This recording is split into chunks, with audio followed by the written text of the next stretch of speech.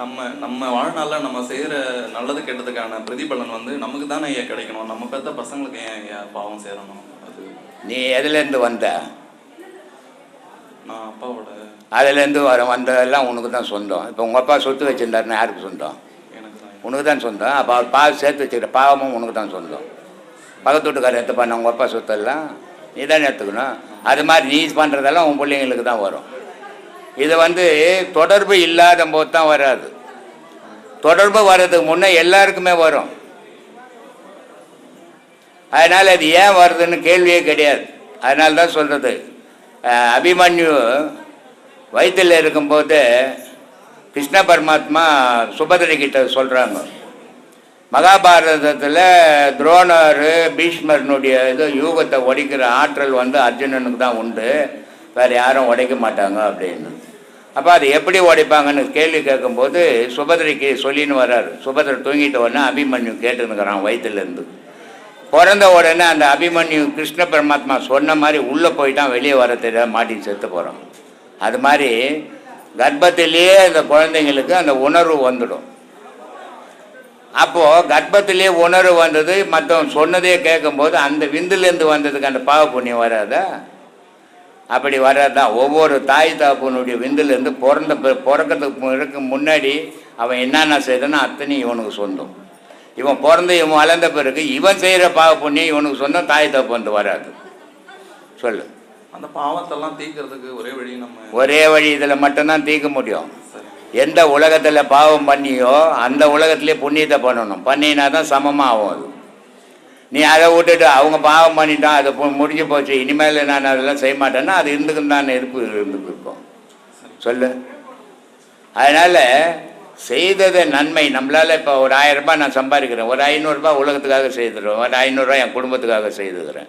அப்போ நான் எங்கே பாவத்தை பண்ணணும் அங்கேயே நான் புண்ணியத்தை பண்ணிடுறேன். அப்போ எனக்கு நான் சமமாக ஆயிடுறேன்.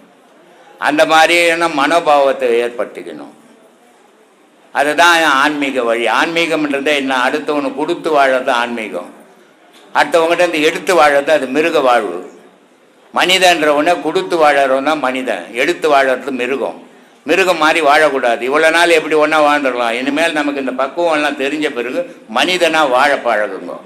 பார்க்கறதுக்கு எல்லாரும் மனித மாதிரி இருப்பான், ஆனால் குணங்கள் மனித மாதிரி இருக்காது, மிருகம் மாதிரி இருக்கும். அதனால தான் நான் சொல்கிறது, மனித மாதிரி இருக்கிறது பெருசு இல்லை, மனித மாதிரி பழகுங்க அப்படின்றது. அதனால் மனிதனாக மாறும்போது மனோபாவம் பக்குவப்படும் போது எல்லாம் ஒன்று தான் அப்படின்ற நினைப்பு உண்டாகும். சொல்லுங்கள் ஐயா. ஒரு சில பெரியவர்கள் சொல்லியிருக்காங்க, ஒவ்வொருத்தரோட பிறப்பும் வந்து வெவ்வேறு காரணத்துக்காக பிறந்திருக்கிறாங்க. மற்றவனை பார்த்து நீ கஷ்டப்பட்டு வாழாத, மற்றவனை பார்த்து புறமாப்படாத, அவன் வேறு காரணத்துக்காக பிறந்திருக்கான், நீ வேறு காரணத்துக்காக படைக்கப்பட்டிருக்க அப்படின்றாங்க. அப்போ நம்ம எந்த காரணத்துக்கு எந்த நோக்கத்துக்காக பிறந்திருக்கோம்னு தெரிஞ்சுக்க முடியுமா ஐயா? யாரையும் தெரிஞ்சிக்கவே முடியாதுப்பா. தெரிஞ்சிக்க முடிஞ்சிச்சுன்னா உலகம் இந்நேரம் இருந்திருக்காது. ஏன்னா ஆதியில் வந்து போன பிறப்பினுடைய நோக்கமே இந்த பிறப்பில் உனக்கு தெரிஞ்சிருந்ததுன்னா உலகம் இந்நேரம் இருந்திருக்காது. ஒருத்தன் வெட்டி கொண்டுட்டு இருப்பான் எப்போவோ. இது இந்த உடல் இருக்கிற வரைக்கும் தான் இந்த பிறப்பில் நீ என்ன செய்துன்னுக்கிறேன்னு தெரியும். இந்த உடல் விழுந்த உடனே அது மறந்து போயிடும். அது மறந்தால்தான் உலகம் இருக்கும். மறக்காத ஞாபகம் இருந்ததுன்னா உலகமே இருக்காது. அதனால் யாருமே எதையுமே தெரிஞ்சிக்க முடியாது. தெரிஞ்சுக்கிறதெல்லாம் ரகசியம், தெய்வ ரகசியம்னு பேர். அதை தெரிஞ்சுக்கிற நாள் வரும். எப்போ வரும்? அதை தான் அவ்வைக்கிட்ட கேட்குறாங்க, அம்மா நான் முப்பிறவினுடைய நிலையை பற்றி தெரிஞ்சுக்கணும் அப்படின்னு. சரி, முப்பிறவினுடைய நிலையை பற்றி தெரிஞ்சுக்கலாம். இப்போ நீ வந்து ஞானியாக ஆகிட்ட. முப்பிறவியில் போன பிறவியில் வந்து நீ பணக்காரனாக இருந்த, இப்போ ஞானத்தை விட்டுட்டு திருப்பி பணக்காரனாக போவியா? போக மாட்டேன். அப்புறம் எதுக்கு பாது அப்படின்னு.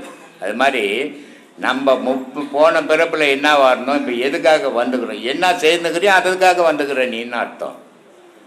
இப்போ நீ என்ன செய்துன்னுக்கிற, நீ அதுக்காக தான் வந்த. அது இல்லைன்னு சொன்னால் நீ இந்த செயலை நீ செய்ய மாட்டேன். அதனால் எல்லா மனிதர்களும் எதுக்காக வந்தான்? பூமியில் ஜனனம் பண்ணணும்னா மரணம் அடைவான். ஜனனமும் மரணமும் இயற்கை. இந்த ஜனன மரணத்துக்குள்ளே இறைவன்ற ஒருத்தனை பிடிக்கணும். அதுக்காக மனித அனுபவமும் மனிதன் வந்து அடுத்தவனுக்கு நன்மையை சொல்கிறதுக்கும் அந்த அனுபவத்தை எடுத்து அடுத்தவனுக்கு விளக்கிட்டையும் மறையிறதுக்கு தான் மனிதனும். மற்ற ஜீவராசி பேசாது, மற்ற ஜீவராசி ஒருத்தர் நடத்தாது. உலகம் உற்பத்தி கடவுளுக்கு அடுத்தபடி மனிதனுடைய வாழ்வு. மனிதன் எதுக்காகன்னா கடவுளை பற்றி பேசணும். அதுக்காக படைக்கப்பட்டவன் தான் மனிதன். ஆனால் இவன் கடவுளை பற்றி பேசாத இவனை பற்றி பேசிக்கிறான், தன்னை பற்றி பேசிக்கிறான், தான் குடும்பத்தை பற்றி பேசிக்கிறான், உலகத்தை பற்றி பேசுகிறான். அதெல்லாம் முக்கியம். கடவுளை பற்றி பேசணும். ஆனால் அந்த கடவுளை பற்றி பேசுறது உண்மையான பேச்சாக இருக்கணும், பொய்யான கடவுள் பிரச்சாரமாக இருக்கக்கூடாது. அதுக்காக வந்தது தான் மனித உடல். சரிங்க, சொல்லு. ஐயா ஒரு கேள்வி மட்டும் கேட்கணும், அது கேட்கலாமா வேணாமான்னு தெரியல.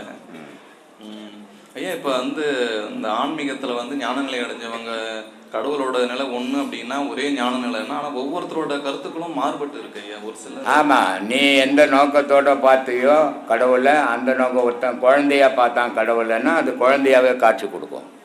ஒருத்தன் முதியவராக பார்த்தான்னா ஒருத்தனுக்கு முதியவராகவே காட்சி கொடுக்கும். எவன் ஒருவன் எதை நினைக்கின்றானோ அவன் ஒருவன் அதுவாக ஆகின்றான். கடவுள் அப்படி தான். எந்த ஞானி எதுவாக நினைச்சாரோ கடவுள் அதுவாகவே காட்சி கொடுப்பாரு. அதனால் அதுக்கு ஏற்ற மாதிரி சொல்ல, ஒருத்தர் கண்ணன்வார், ஒருத்தர் முருகன்வார், ஒருத்தர் சிவன்வார், ஒருத்தர் அம்பாள்ன்வார். ஆனால் எல்லா பொருளும் ஒரு பொருள் தான். அது இவனுடைய நினைப்புக்கு ஏற்ற மாதிரி. இப்போ நீ உன் வீட்டில் 4 குழந்தை பிறந்து 4 குழந்தைக்கு ஒரே பேர் வைப்பியா, வேறு வேறு பேர் வச்சுப்பில்ல, அது மாதிரி தான் கடவுள் கொடுப்போம். அது ஆகிப்போச்சு. காலையில் 4லேருந்து 6 மணி வரைக்கும் குளிச்சுட்டு ஜபம் பண்ணுறது சாமி. கிறிஸ்டின்லேருந்தியா? இல்லை ஜபம்னு வருது. இல்லை ஜபம் கிறிஸ்டினில் தான் அவங்க தான் இந்த ஜபம் பண்ணுறது, இந்த பூசை பண்ணுறது, இதெல்லாம் அவங்க பண்ணுறது தான். உனக்கு வருதுன்னா நீ அதில் தான் இந்த வந்திருக்குற. சொல்லு. இல்லை போய் பேசக்கூடாது. நான் இந்து சாமி.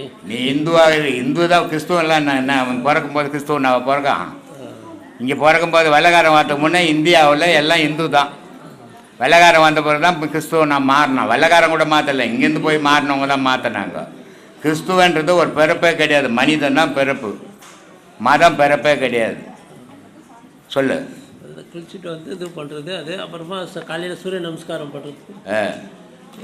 சூரிய ஒளி சின்ன குழந்தை இருக்குது, அது பிறந்த குழந்தை தானே.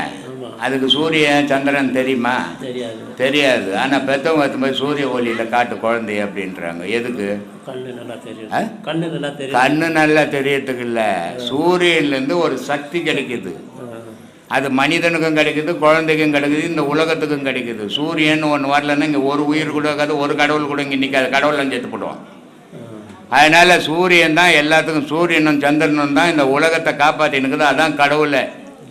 அதனால் அந்த சூரிய வெப்பம் இந்த குழந்தை கண்ணில் பட்டதுன்னா கண்ணு நல்லா தெரியும், உடல் ஆரோக்கியமாக இருக்கும், வளர்ச்சி வரும். சூரிய ஒளி படாத இடங்கள் வளர்ச்சி இருக்காது, குன்னி போயிடும். ஒரு பயிர் விவசாயம் வச்சுன்னா வெயில் படலைன்னா அந்த இடத்துல பயிர் சரியாக வராது. ஆமாம், அந்த ஒளி விழுந்தால் தான், சூரிய ஒளி விழுந்தால் தான் அந்த விவசாயமே நல்லா வளருவாங்க.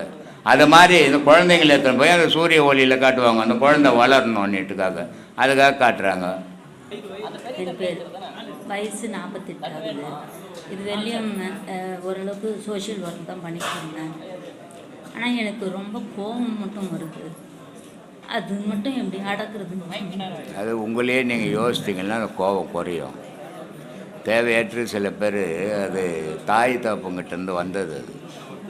அது உங்ககிட்ட மட்டும் வந்ததில்லை. ஒருத்தர் கோபம் வர்றது தாங்கிட்டேருந்து மட்டும் வரல. அது தாய் தகப்பனுடைய விந்துலேருந்தே வந்துடும். அது இவங்க எவ்வளோ தான் அதை அடக்கினா கூட அடக்க முடியாத சில நேரத்தில் இந்த கோபங்கள் வரும்.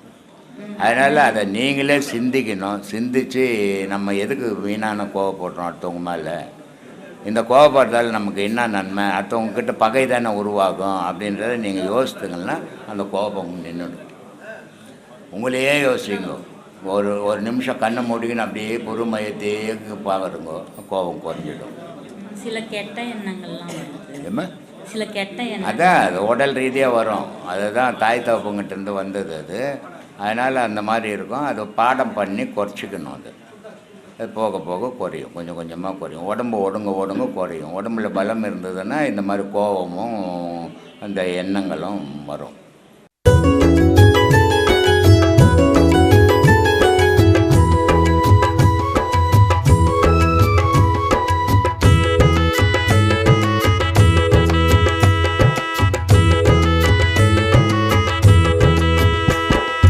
நல்ல காலம் பொறந்துடுச்சு நமக்கு, நல்ல காலம் பொறந்துடுச்சு நமக்கு. பிரம்மஸ்ரீயாம் நித்யானந்த பெருமானின் ஆசியாலே பிரம்மஸ்ரீயாம் நித்யானந்த பெருமானின் ஆசியாலே நல்ல காலம் பிறந்திடுச்சு நமக்கு, நல்ல காலம் பிறந்திடுச்சு நமக்கு.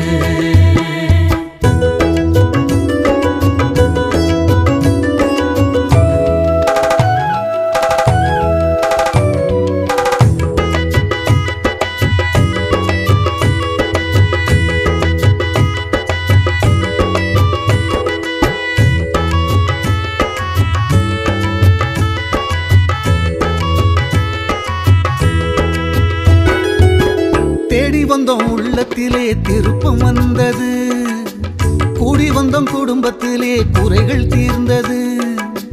தேடி வந்தோம் உள்ளத்திலே திருப்பம் வந்தது, கூடி வந்தோம் குடும்பத்திலே குறைகள் தீர்ந்தது.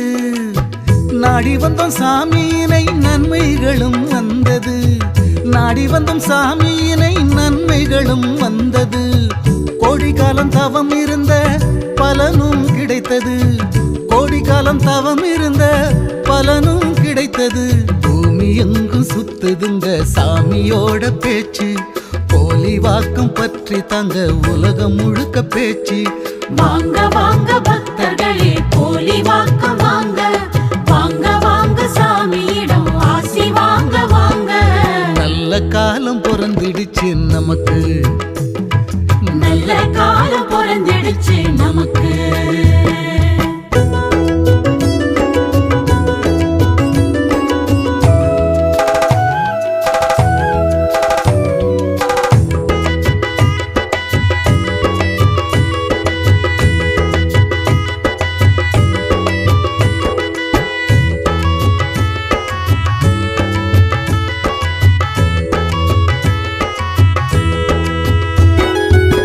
ஜாதி மத பேதமின்றி ஜனங்கள் சேருது,